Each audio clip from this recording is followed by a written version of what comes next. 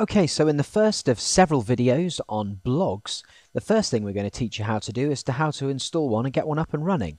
So we're going to log into our HostMonster account and use the admin panel to get one installed.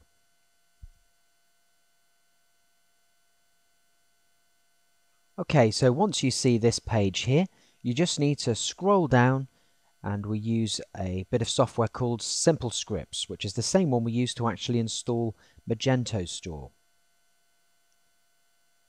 And once we're redirected over, we just need to track down WordPress. So here's all the different things that we can install.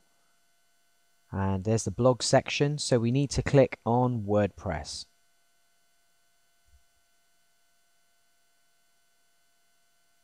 And there we go.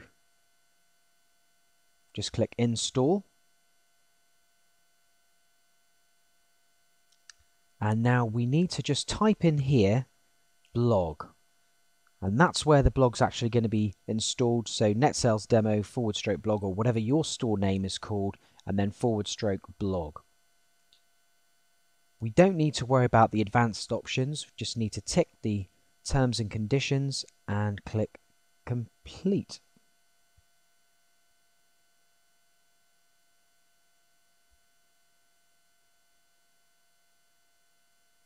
And there we are, all done. So if we just click on there now, we should have our blog up and done. There we go. Doesn't look too pretty at the moment, but it soon will do. And then the admin panel is located there, and you need to make a note of the username and password. So if we just go over to the admin panel, we'll just copy the password.